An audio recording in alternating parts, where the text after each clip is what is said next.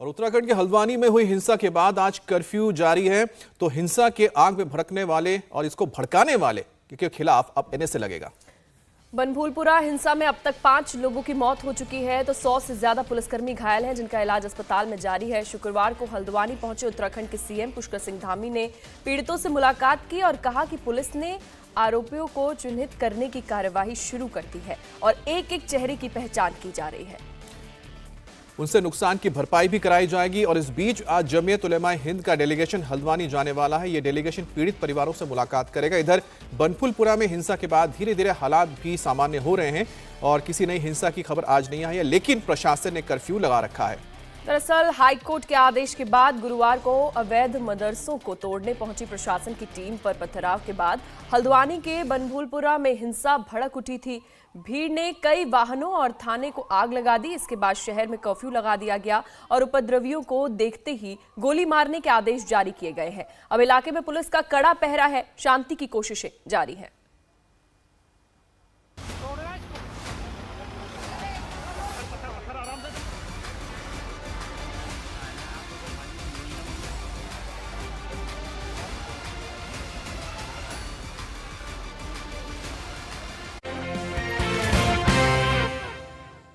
उत्तराखंड के हल्द्वानी में हुई हिंसा के बाद आज भी कर्फ्यू जारी है। तो गुरुवार को बनभूलपुरा में हिंसा और आगजनी करने के मामले में पुलिस ने 5000 लोगों पर एफआईआर दर्ज की है। कर्फ्यू के कारण बनभूलपुरा में आज भी किसी को बाहर निकलने की इजाजत नहीं दी गई है। हिंसा के आरोपियों के खिलाफ एनएसए लगाने की तैयारी है। तो इधर नगर निगम और पुलिस विभाग के आंकलन के मुताबिक हल्द्वानी हिंसा में करीब 6 करोड़ की संपत्ति राख हुई है। हल्द्वानी के हिंसा प्रभावित क्षेत्रों में सुरक्षा अधिकारी तैनात किए गए हैं। इस बीच आज जमीयत उलेमाए हिंद का डेलीगेशन हल्द्वानी जाने वाला है और ये डेलीगेशन पीड़ित परिवारों से मुलाकात करेगा। वहीं बीएसपी प्रमुख मायावती ने उत्तराखंड के लॉ एंड ऑर्डर पर सवाल खड़े किए। सोशल मीडिया प्लेटफॉर्म एक्स पर उन्होंने लिखा कि अगर सरकार, प्रशासन और खुफिया तंत्र सतर्क रहता तो इस घटना को रोका जा सकता था। दरअसल हाईकोर्ट के आदेश के बाद गुरुवार को अवैध मदरसों को तोड़ने पहुंची प्रशासन की टीम पर पथराव के बाद हल्द्वानी के बनभूलपुरा में हिंसा भड़क उठी थी और भीड़ ने कई वाहनों और थाने में आग लगा दी। इसके बाद शहर में कर्फ्यू लगा दिया गया और उपद्रवियों को देखते ही गोली मारने के आदेश जारी किए गए। तो गुरुवार को बनभूलपुरा में हिंसा और आगजनी करने का ये मामला सामने आया, जिसके बाद अब पुलिस अलर्ट हो गई है और इसी के साथ 5000 लोगों पर एफआईआर दर्ज की गई है। कर्फ्यू के कारण बनभूलपुरा में आज भी किसी को भी बाहर निकलने की इजाजत नहीं दी गई है।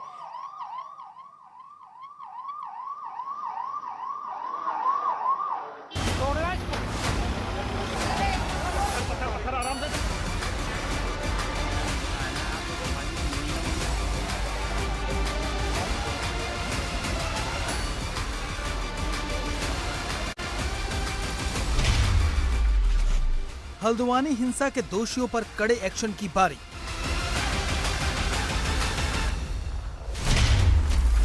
दंगाइयों को आगजनी और पत्थरबाजी पड़ेगी भारी।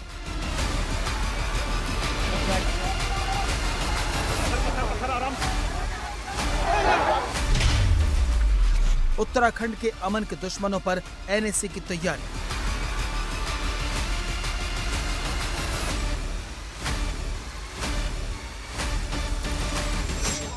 उपद्रवियों पर एनएसए लगाने की तैयारी की जा चुकी है। इन तस्वीरों में दिख रहे एक एक उपद्रवी की पहचान की जा रही है। पुलिस की टीमें धरपकड़ कर रही हैं। यानी शहर का ये हाल करने वालों को अब इसका अंजाम भुगतना होगा। उत्तराखंड के सीएम पुष्कर सिंह धामी ने खुद हल्द्वानी पहुंचकर पीड़ितों से मुलाकात की और शहर का हाल जाना। बनभूलपुरा क्षेत्र में जब पुलिस की टीम, प्रशासन की टीम अतिक्रमण को हटाने के लिए गई थी, वहाँ पर सुनियोजित तरीके से बमों से, कट्टों से, पेट्रोल बमों से, पत्थरों से प्रशासन की टीम पर बहुत आगजनी भी हुई, हत्या करने का प्रयास भी हुआ, आगजनी हुई। और यहाँ के जो उत्तराखंड राज्य का जो माहौल है उसको ख़राब करने का कुछ लोगों ने काम किया है। उनके खिलाफ कानून सख्ती से काम करेगा और पूरी घटना के जो वीडियो फुटेज हैं वो निकाले जा रहे हैं। जिन लोगों ने भी सरकारी संपत्ति को और जो लोगों की निजी संपत्ति है उसको नुकसान पहुंचाया है, उन्हीं से उनकी भरपाई होगी। पूरे हल्द्वानी में इस वक्त 1500 से ज्यादा पुलिस के जवान तैनात हैं। सुरक्षा की दृष्टि से 4 कंपनी पैरामिलिट्री फोर्स और 4 कंपनी पीएससी के जवान सेंसिटिव इलाकों में फ्लैग मार्च कर रहे हैं। उत्तराखंड की चीफ सेक्रेटरी खुद बनभूलपुरा में उस जगह पर पहुंची जहां हिंसा हुई थी। दंगाइयों के खिलाफ कड़ी से कड़ी कार्रवाई की जाएगी। जो हमारे देश का कानून है उसको बहाल किया जाएगा। पहले देखिए, हम लोग पूरी सिचुएशन को अच्छे से स्टडी करके और लीगल पॉइंट्स क्या हैं और सरकार की जो इकबाल है उसको कैसे एस्टैब्लिश करना है। सरकार के अगेंस्ट अगर कोई भी कार्रवाई होगी तो जो भी उसमें क्रिमिनल लोग हैं उनके विरुद्ध कार्रवाई होगी। गुरुवार को हल्द्वानी में मलिक के बगीचों इलाके में सरकारी जमीन पर बने अवैध मस्जिद और मदरसे को ध्वस्त किया गया। इस दौरान साजिश के तहत पुलिस पर हमला किया गया, पेट्रोल बम फेंके, छतों से पथराव किया। थाने को घेर कर पुलिस कर्मियों को जलाने की कोशिश हुई। ना उकसाया नहीं गया, जो ध्वस्तीकरण के लिए वो लोग शुरू से ही पथराव कर रहे थे।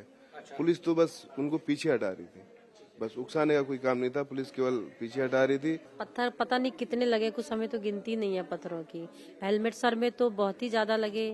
हेलमेट लगाया हुआ था? हमने लगाया, पूरी हमारी सेफ्टी थी इसलिए हम बचे हैं। हाँ, एक ही रास्ता था इसलिए वहाँ पर छोटी छोटी गलियां थे, उनमें फंस गए अलग अलग तरीके से।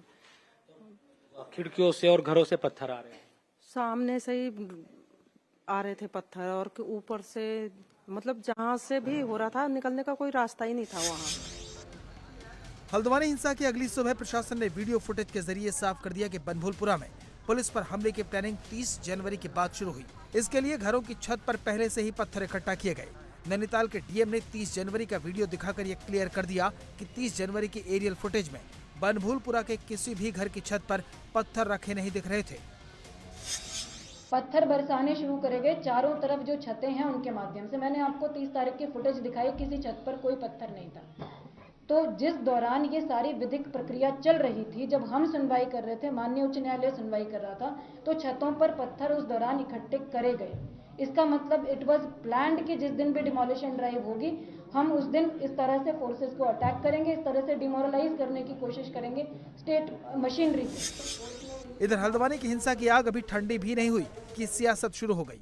एसपी चीफ अखिलेश यादव ने एक्स पोस्ट के जरिए धामी सरकार पर निशाना साधा, तो इत्तेहाद मिल्लत काउंसिल के प्रमुख तौकीर रजा ने पूरी घटना के लिए उत्तराखंड के सीएम को दोषी ठहरा दिया।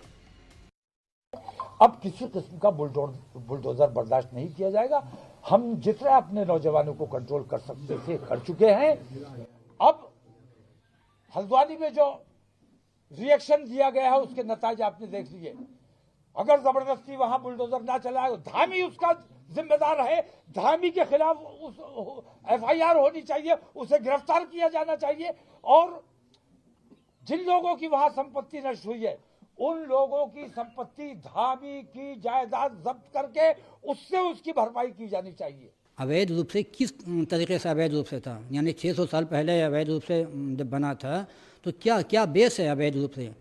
और जब अदालत ने, कोर्ट ने कहा है कि इस चीज़ को रखा जाए कि वहाँ पे केस चल रहा है, तो फिर जो है वो कैसे हो सकता है?